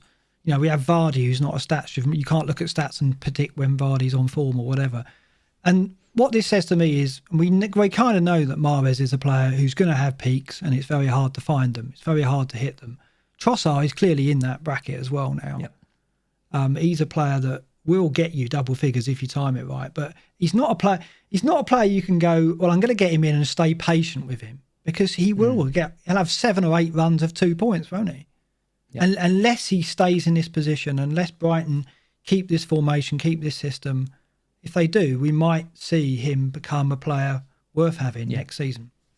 Yeah, and I think that is he's been a victim of being shifted around different positions. And like I said to you in the last Black Box, I've never known what his position is in the team, because he's our best player, I would say, like talent wise. Him and Lallana, obviously Lallana's getting on a bit, but like I've never really known. Like, he's a left winger, right? I always thought he was a left winger. But he very rarely plays as left wing, because he plays as striker sometimes. He plays in the hole. He's played on the right a couple of times. And like, because the system's so fluid and changing so much, that is what probably has quite a big impact on his ability to hit these. Because, you know, sometimes he's creative, sometimes he's dropping deep, sometimes he's asked to hug the touchline, sometimes he's coming in. It's a tricky role for him, but he's got the potential there, because he's great. He really is a good player. Yeah, he's one we've got to keep an eye on. We've got to keep an eye on next season. Lingard, 3 double-figure returns. He's done that in 9 appearances for West Ham. So he's got as many double-figure returns as Rashford this season, and Souček, and yet, you know, so that shows his merits. Really, he's done that. You know, Rafinha has been brilliant over the last 12 weeks, but 1 double-figure return. Lingard's had 9 appearances, I think, in the league, 3 double-figure returns. Strong. The biggest surprise on there is Jorginho. Yeah, well, those penalties early season, though, wasn't it? God. 5. So he's had as many double-digit returns as Salah. And where's Mane? Mane's got 2 double-figure returns this season. Terrible. Yeah. He's not had a good season, Mane, even ignoring that. Like, he just hasn't been. I don't think it's any real surprise that it's coincided with Liverpool having such a poor season, because he hasn't seemed on it all year. He had little spells. He had that game at Southampton where Liverpool were terrible, but he was brilliant and he nearly won it. He really got the points on his own. And Sterling and Mane have been big disappointments. Oh, they've been so, and it's the consistency. They just have not been consistently. Well, they've been more consistently bad than they've been consistently good. So the next thing I wanted to look at was just to confirm the positions and where do the double figure returns come from? Do they come more from up front than defence? Is midfield still the right position to invest in? So I started looking at the breakdown. So I looked at the 10 plus point hauls. That's more or less every double figure return, 323. And of 323 double figure returns, 49.2% have come from midfielders, just 16.1 from forwards, 23.5 from defenders. So defenders have actually got more double figure returns than forwards this season. And then you go up to 13 plus. Midfielders still well out in front. 50% of the 138 13 plus hauls have come from midfield. Forwards jump a bit to 21.7. Defenders jump a little bit to 26.1. So still, when you're looking at 13 points or above, defenders have done better than forwards. So it's not until you start getting to 16 plus and 20 plus that you see forwards outdo defenders. But midfield, all the way down to the top. So if you're looking for a 20 plus point haul, 62% of them have come from midfielders. There's only been 8 all season. Only one forward's got a 20 plus score.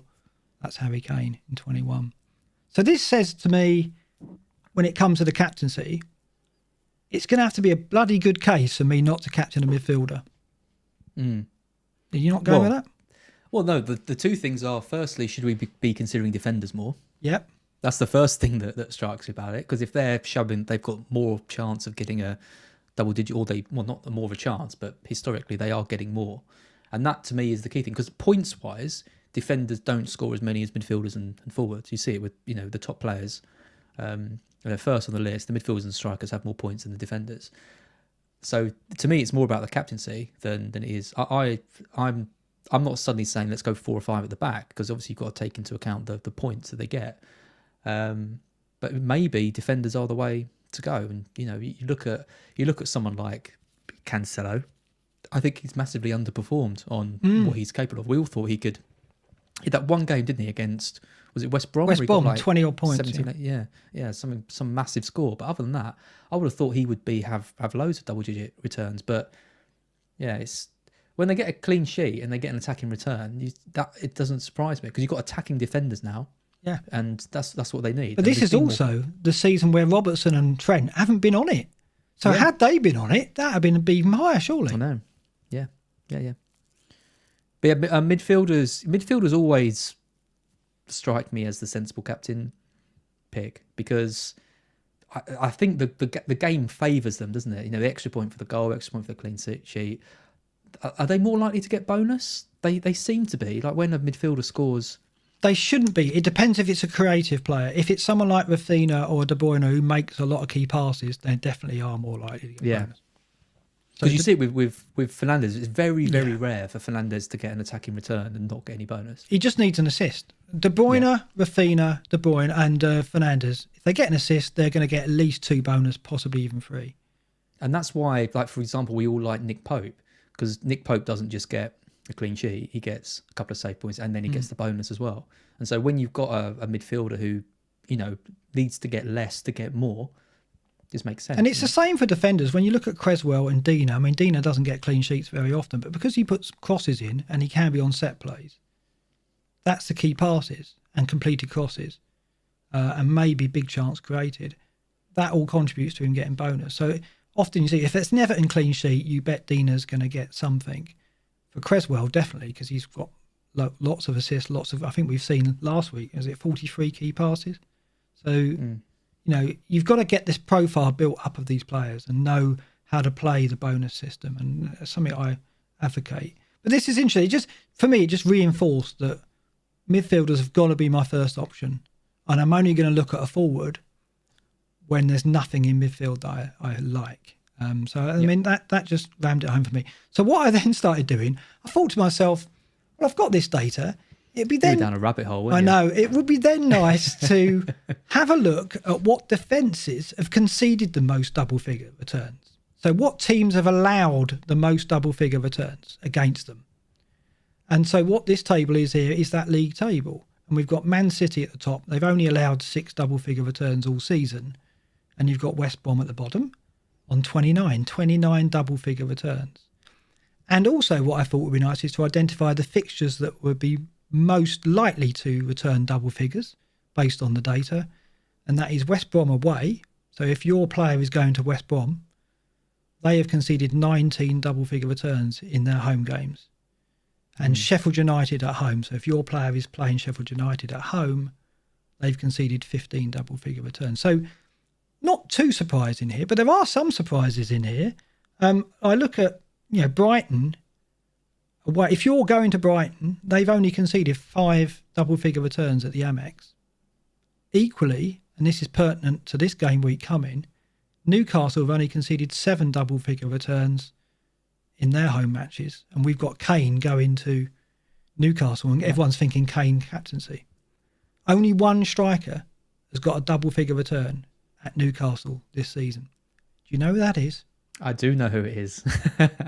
And it is my best friend, Neil Maupay. And I remember that game well, because we absolutely battered them in it. And it was on my mind for the game at the weekend, because if we can play that well against them away, then surely we'll play better at home. Just a quick shout out to Johnson Hemingway for a super chat. We don't get many super chats. Okay. So thank you, Johnson. Thank you, Johnson. But he says you overlooked Bamford in your table, just like Southgate, because he's had 4 double-digit hauls. Did I miss? Was he not in there? I'll have a look at that. That's interesting. Sorry, Bamford, and sorry. Yeah. Sorry, I'll check how I filtered them out. Go on. I'll tell you what all of this stuff is telling me this week, though. Captain Alonso. West Brom at home have conceded. If you're playing West Brom at home, 10 double-figure returns. Not massive, not as good Oh, as... they're at home. Yeah.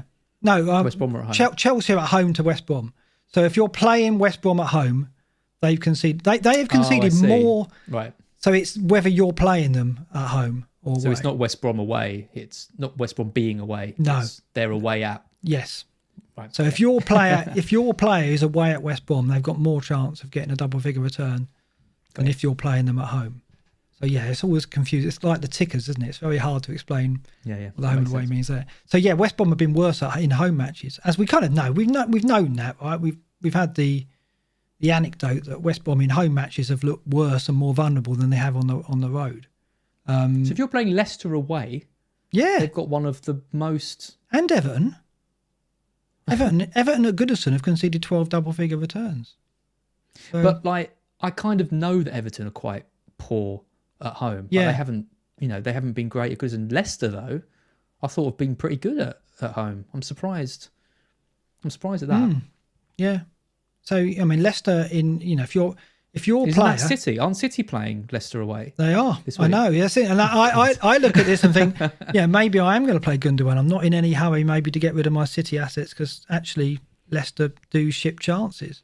Do you know what? This genuinely might help quite a lot with my decision this week, because my decision this week is going to come down to bringing in Son or De Bruyne. And this table suggests that De Bruyne would be the better option than Son. Yeah, because Newcastle in home matches haven't been as porous as you might expect. Yeah. Well, what you really want though is you want to take this and do something like this with it, which is a ticker, based on everyone's remaining fixtures and the defences they're up against and how many double figure returns those defences have returned.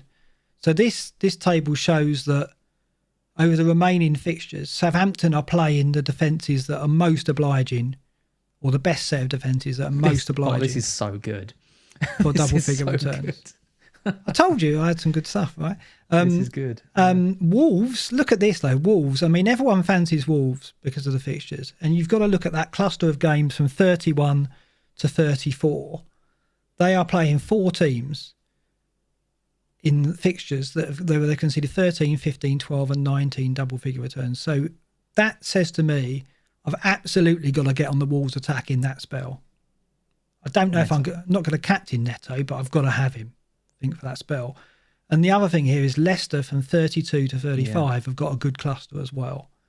So I want to get a Leicester attacker, maybe in Iheanacho, a lot of people are going to have, but maybe get Vardy as well there.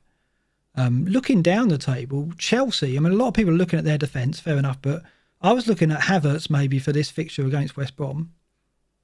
And West Brom, as we've said, in away matches conceded 10 double-figure returns so far.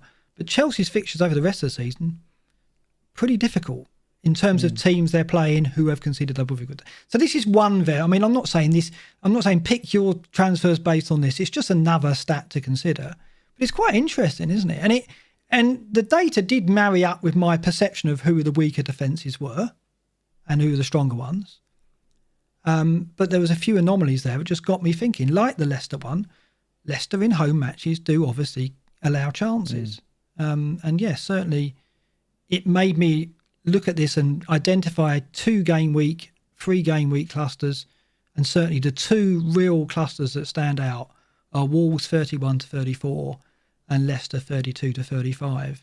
I also think I want to get on Liverpool from 35 onwards because they've got a run of 4 games. I mean, you can look at the fixtures and know this, but this just kind of reinforces it, doesn't it? Which is important for us as well, because we've got the wildcards come in sort of fairly soon. I mean, Wolves are tricky because, I mean, they're safe, right? They've got nothing really to play for. They haven't set the world alight all season. I wouldn't be surprised if they just draw those games 0-0. But that Leicester, we know the run's good, but this really, I mean, I was thinking of just having 1. I might even get 2 now. I might go for Maddison and Vardy and really target it. Well, let's just get the ticker up to see what those fixtures are. So Leicester's fixtures from 32 to 35 are West Brom at home, Crystal Palace at home, Southampton away and Newcastle at home. So you know that's good fixtures, right? The data on double figure returns just reinforces it a bit more. I've got to have at least 1 Leicester attacker for that spell, is what that tells me. I don't necessarily need to get them yet. I don't need to get them for 31, but I need to be on them by 32. And this is quite interesting as well, because I've seen a lot of wildcard drafts being put together. And whenever I look at some of these wildcard drafts, I think that looks great. But what you got to remember is we've got 8 transfers between now and the end of the season. So you don't need to pick your wildcard draft now for those 9 game weeks. You just got to pick your team for the first 3 or 4 and then plan your transfers in and transition that team. If you mention a spreadsheet, I'm going to do one, but I haven't done one. But so when I look at this, I don't think, well, I've got to get Vardy in my wildcard. No, I haven't necessarily. I've just got to get Vardy for game week 32. Yeah. And I know it's dangerous to bank transfers and go, well, that's the transfer I'm going to make because an injury could come up and scupper you. But presumably with our wildcards, we're going to get a bench that's strong enough to absorb that anyway. So I'm going to build my wildcard around the ticker and around some of this data as well to make sure I catch these clusters, because this tells me that it just underlines those defences as being the most vulnerable. And this is our advantage, right? This is having the wild card saved up until now.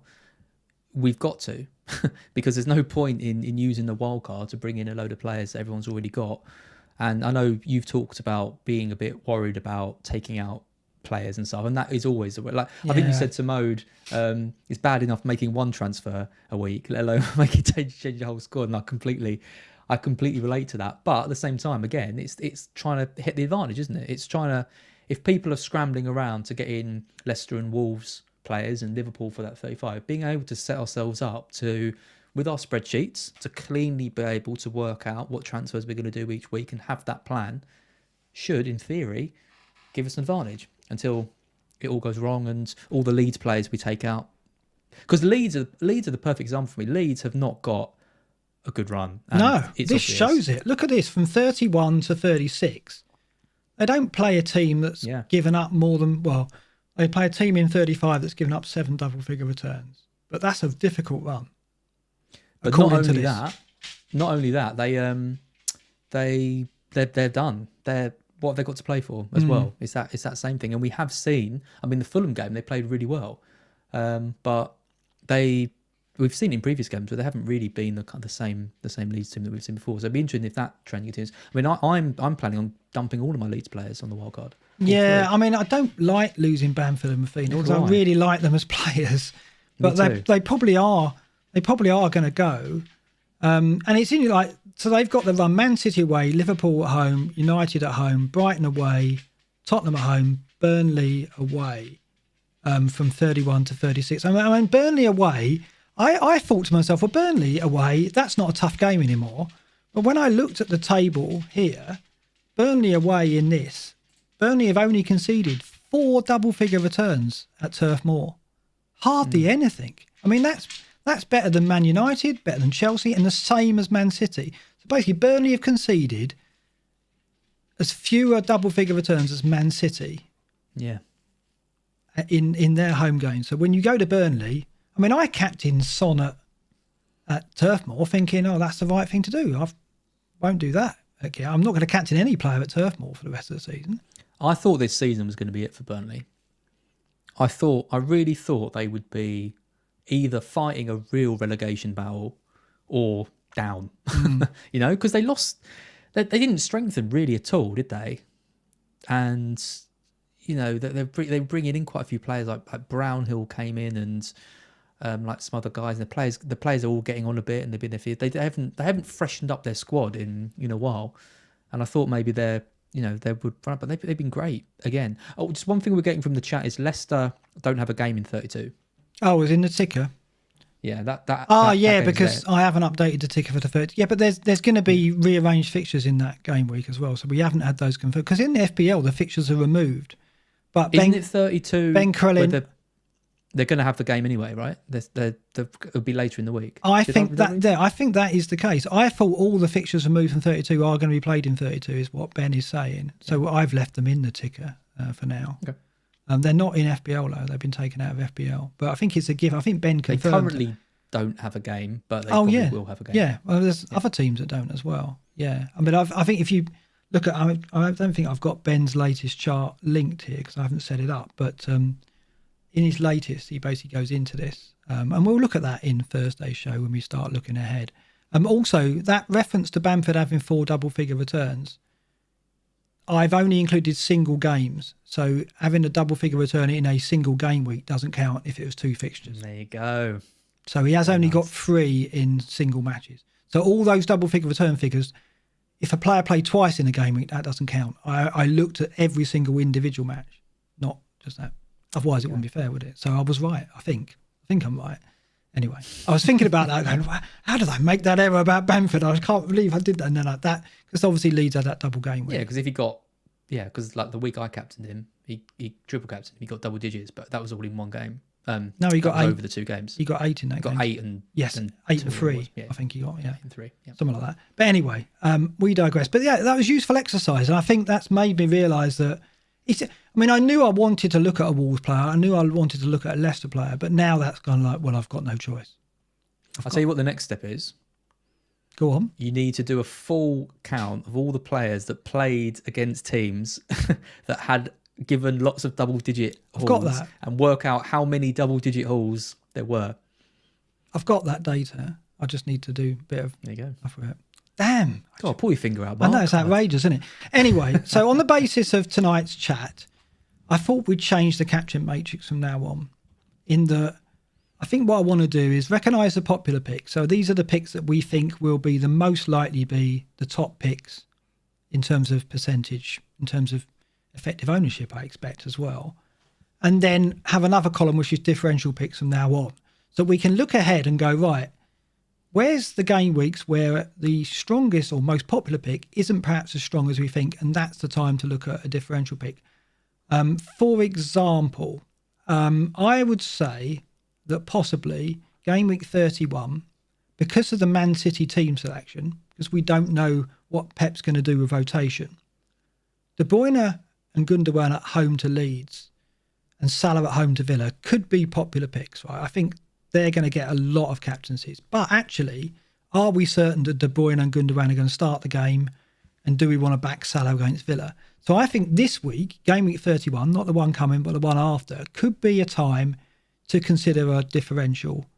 And that's also when I'm going to be playing my wildcard as well. So it makes me think that should I set up with a differential captain in that week and go for it? And Jota at home to Villa, Aubameyang at home away to Sheffield United, Havertz away at Palace, Neto away at Fulham could all be candidates that we could look at.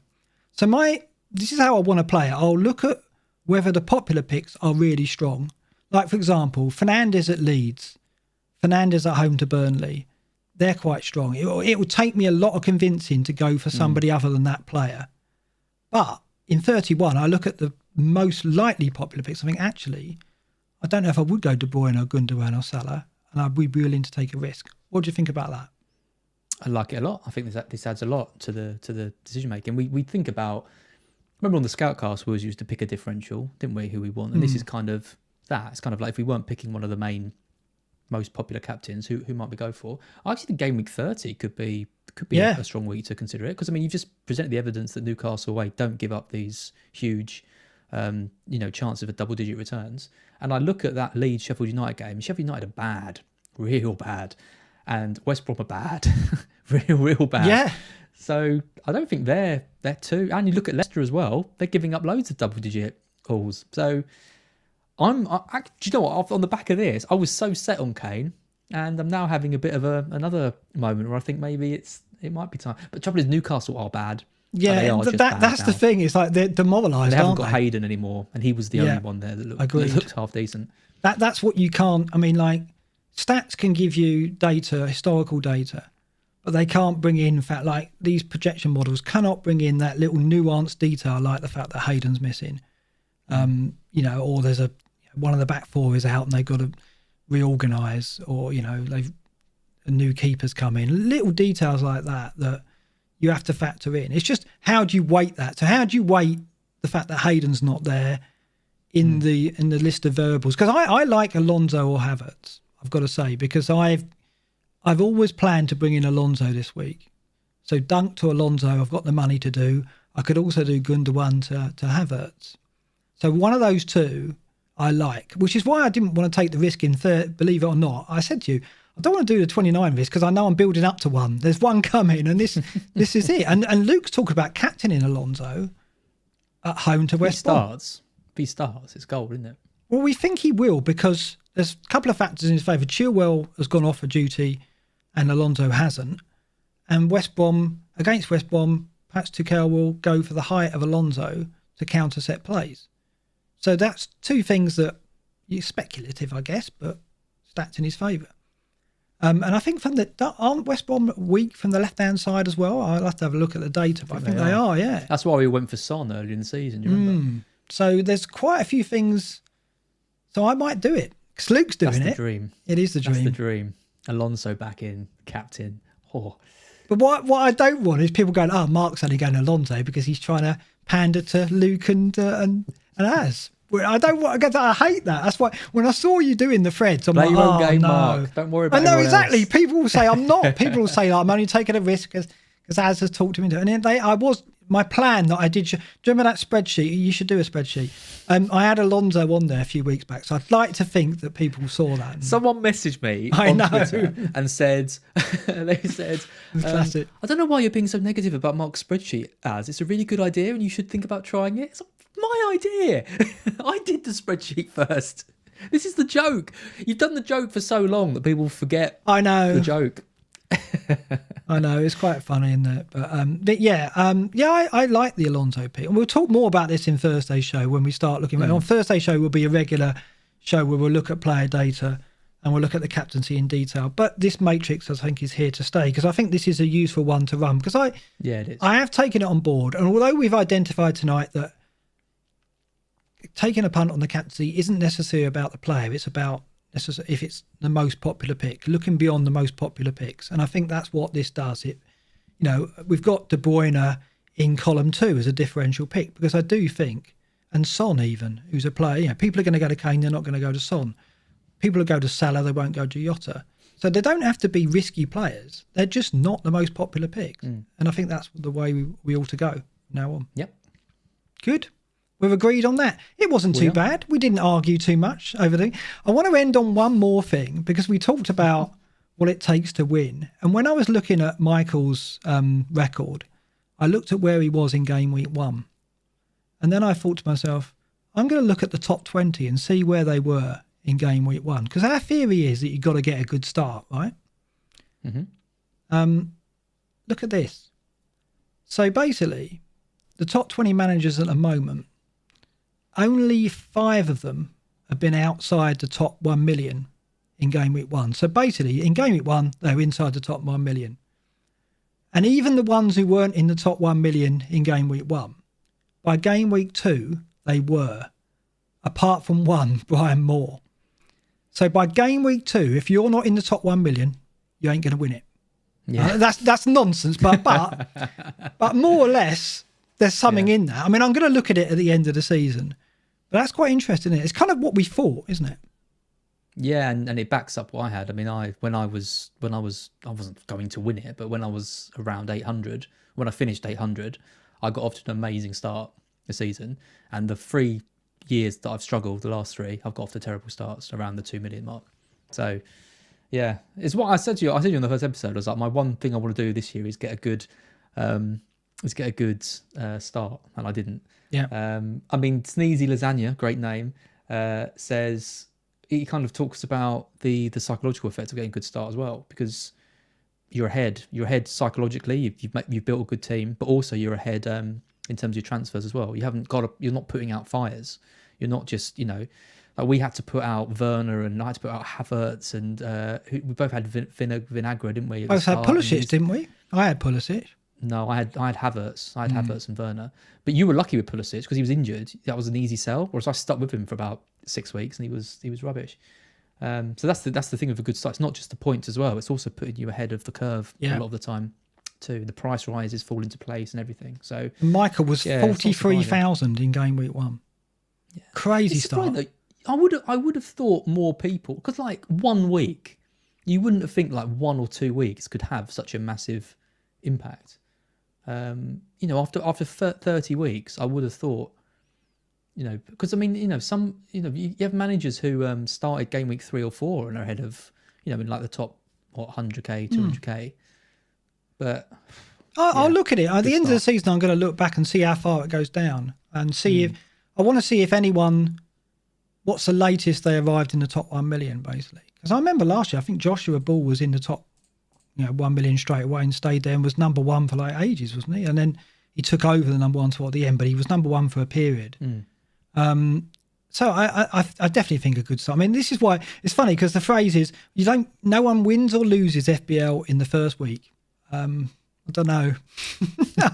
Well, I think you go some way to losing it in the first week. Yeah, you do, and it's tricky. I mean, I joined a league which Gameweek 18, you had to be 1 million or lower to qualify for this league, and I'm doing all right in it. I'm like 20th. There's a few hundred people in it, but the top guy in it is 122,000. So that's good. Like, obviously, that's an amazing turn in those sort of 12 weeks, but it's not like he's suddenly in the top 10k.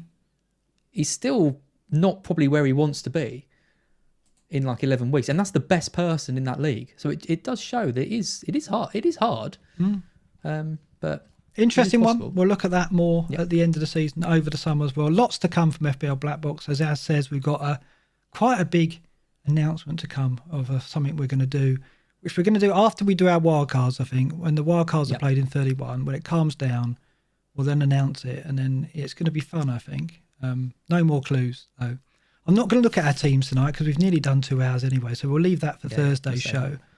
So we'll be back on Thursday with the look forward. I hope you've enjoyed the bit of the retrospective and the chat that we had about effective ownership. That's going to run and run, isn't it, Az? You're not going to let that go, are you?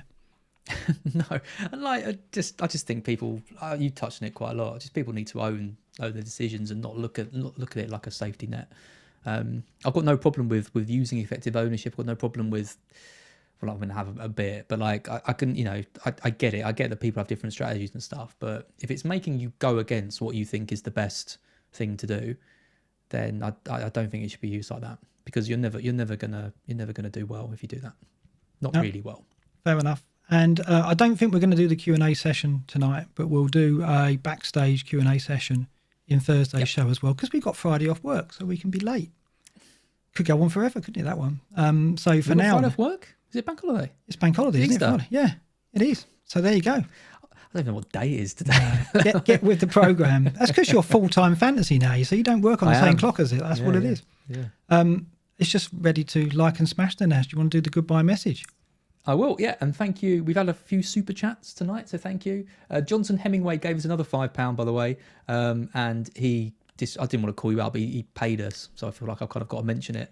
But Bamford has had. I know. I'm going to have to look it up. I know. I saw it. I apologise. I will look into the data immediately after the show and figure out what went wrong there. Because Patrick, I don't want Patrick to miss out on recognition, do I? But yes, I saw that. Yeah. Johnson's there. Justice for Bamford's 4 double calls. Thank you for watching. I know we had a few comments saying this clashed with Line of Duty. Oh yeah. So thank you for watching this. I'm a big fan myself. Oh, you? I've not seen any, but maybe I should. I watched WandaVision. I binged the whole of WandaVision in one night, and that is fantastic. Well, hold on. Hold the phone. You've not seen any Line of Duty? Never. Wow. No. Oh my God, I hate you, because that means you can watch it all now. Yeah, I feel like that with stuff like with Breaking Bad, when I knew people hadn't watched that, or like The Sopranos. Yeah, I need to watch. I know Line of Duty is talks about in the same like vein as like The Sopranos, which I loved because I've seen all that. Put it this way: if there was no method to record anything, I wouldn't be watching us. I'd be watching Line of Duty. Right. Thank you. Well, thank you as well, Mark, for missing Line of Duty. It's very good. So yeah, but yes. So we'll be back like on and smash. Yep. Like and smash. We've got a new subs thing. Look, there it is. Look, there it pops up there. That's just just for the podcast listeners. There we go. There you go. But yes, we're back on Thursday. So like the video and subscribe, and we'll see you again on Thursday. We'll do a backstage Q&A on Thursday as well. So have your questions ready, and we look forward to that. We'll look at our teams then. We'll talk about the captaincy more. We'll look at transfers. We'll look at the Black Box League and all the stuff we didn't do tonight. But that's it for now, and it's good night for me. Good night, everyone. Thanks for watching.